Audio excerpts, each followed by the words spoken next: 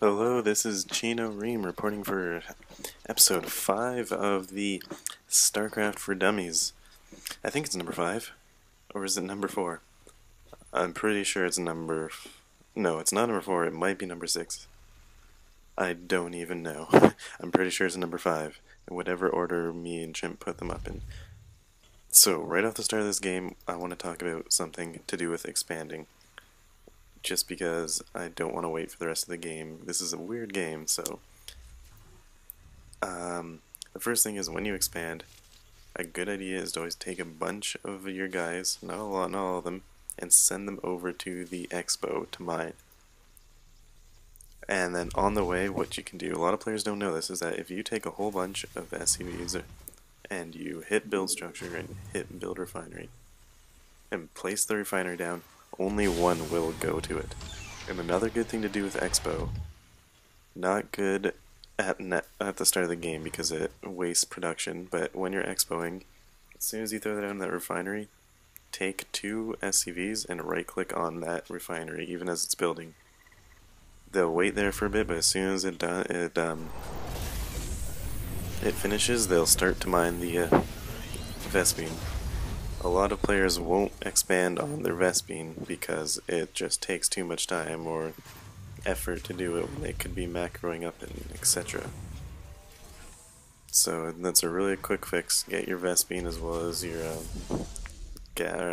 mineral expo. Now, starting up this game, we have Pyrofang, the video submitter, the blue Protoss, I'm not in with it today, against the red Terran Cape Kid.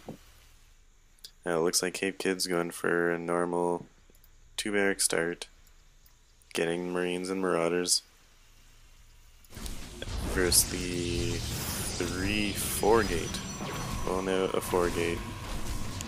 Pretty normal strategy. 4 gate is very effective because it's easy to do, easy to produce units, easy to transition into a macro style gameplay. So here is Cape Kid teching up, also very good. Here's one thing, if you Protoss players do not do this yet, throwing down a pylon at the Exel Naga or another one in a place like this where you can't see. It's perfect for your warp gates to warp in units, and you need warp gates in this game. Soon these will become warp gates. As soon as he's already researched it, he just has to warp these. There they go. And it looks like he's going to be going for an early expand eventually. Sizable forces for both of them. No early pressure applied from either. Let's speed this up here a bit. Warping in units at his proxy pylon. An armory and a starport going down for Cape Kid, and it looks like we've got a push coming here from Pyrofang. Look at this early expo, beating Blue's expo. Cape Kid's early expo to the excuse me, to the natural. One thing I'd want to talk about real quick before this battle ensues, a lot of people are scared to expo because they're scared of Terran. They're scared to take their forces away from their wall. A good way to do this, to prevent being scared, is, well, first of all you have to just do it. Another thing is throw down 2 bunkers. Maybe put Marines in one and leave the other one empty, and then put all your forces behind it. A couple tanks, your MM ball. What this does is focus their fire on a bunker while you get a lot of early attacks in on their guys. It also makes your force look a lot bigger, thinking that you have units in their bunker. It might scare them away. It's much easier to defend if you've got a couple of bunkers in front of your command center. Oh, and another mistake is if you have to pull behind your wall, which is alright, make sure you cancel your expo, save that money. Save that money. Money.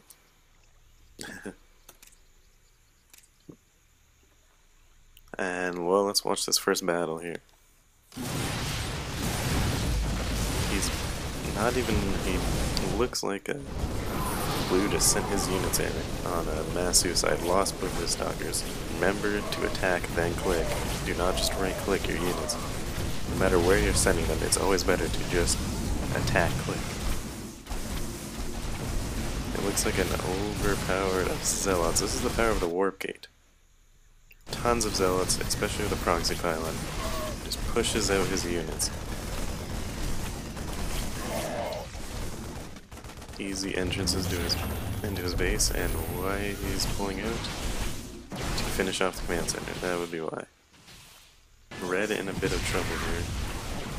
Blue's got his expo going already. Well, not really. Decent expo. And red, very feeble pushes, very feeble attempts here to win the game. And something weird's gonna happen soon. That it doesn't take much common sense to cast this part up here coming. Let's watch for it. Right here, he pulls out his units. I still do not understand why. I want to even ask Pyrofang what he was thinking here. He pulls out his units completely. If you fast forward, then he sends them back in, continues attacking. I don't know if he was scared for some reason. He has the game easily won. The game is over. But he keeps pulling back his units. This just boggles my mind. Maybe he's practicing his macro, but there's not a whole lot of point practicing your macro if you have nothing to defend against. Because really the best way to improve your macro is play someone who's going to harass you and make you actually play a tough game and try and mess over your macro. And it looks like he's breaking down the walls to continue his expos. Not too sure why this game should have been long over. Even now, a small MM force building up.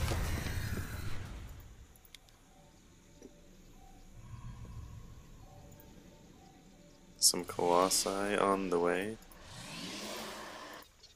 Now remember your observers as Protoss. I don't see an observer. Oh, there's his observers. Observer's really doing nothing. He should have had this observer following his army, Red's army, and he would know about this drop coming right now. Use your observers to follow their army. If you have to pump out a second observer, do so, and find out what they're making their base for any... That's always good for any surprise Banshees or Reapers. Well, Banshees. It's, because he could always be making a starport way up here that you can't see and pumping out Banshees close. So a small drop that looks like it's taking effect. His army finally going up. His army is much more dominant over the Terran and Unball. I'm going to continue to fast forward through as this game is pointlessly going on, and I'm trying to remember if there's anything left to show. Upgrades coming.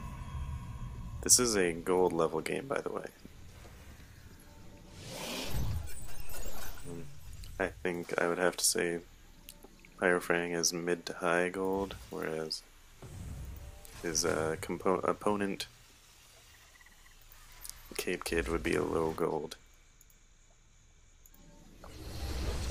So, an unnecessary macro play going on here, as this whole force should easily wipe out the red base, and should have a long time ago. So I'm going to continue to skip through and see if there's any prominent things to talk about in this game. Well, let me slow down and let's watch this drop.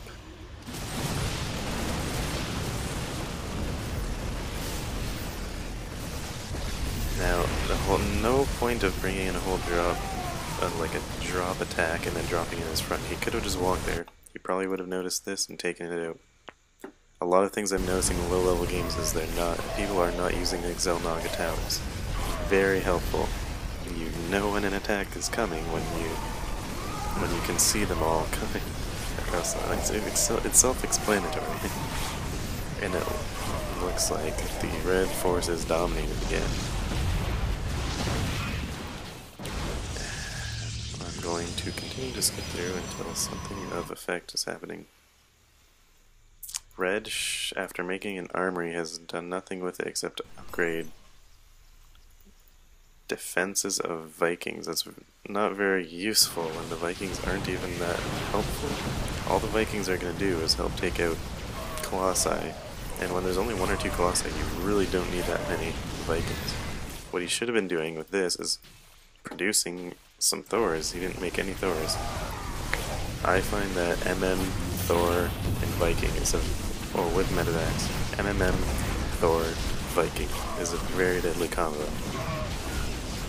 So Raven coming out is good to have a Raven against Stalkers, but not much help when your army isn't there to back it up. So I'm not too sure if Hierofang's backing out was mocking Red and just purposely letting the game go on, or if he was genuinely scared of attacking. Either way, if you want to win, which you probably do if you're watching these videos, you want to prove your game, don't do unnecessary things like that. It's just really unnecessary. If you know you have them beat, if you're not getting attacked, then chances are you're... Another thing I want to talk about, this happened in one of my games. I was playing a Protoss and he seemed to have the same force as me, but as I attacked him with my MM ball, his forces kept going back up his ramp, which meant he wanted high ground, which meant I probably had a bigger force, because he was scared to engage my forces. So I took that attempt to keep attacking his expansion with very good micro, and scanning his high ground to pick off a Colossus. I think I got a couple Stalkers too, and his guys just wouldn't attack. And eventually I just scanned his high ground and attacked, and by then he really did not have a whole lot of forces compared to what I thought he had, thus giving me the victory. Now, another tip to all you players, don't drag out matches. If you know you're going to lose, like Red should, GG out and go play another one. There's no point in playing one long match that you're going to lose when you could have played two half-length, two matches in the same amount of time and had twice as much time to work on your macro. 2 games to work on your macro compared to one where there really is no chance. So I'm going to end this replay here, as all that happens is his forces wipe out the rest of Red's base. Nothing exciting. I guess the theme behind this game is, first of all, use common sense. You know, if you want to win, do everything you can to win. Another, keep in mind things like expanding, move your SCVs from your main, not all of them, some of them, to your expansion. That way you can continue expanding, or continue making SCVs at both bases and doubles fast, therefore making your economy much stronger, much quicker. Also, it gives you time to throw down another orbital if you're Terran, while still producing SCVs.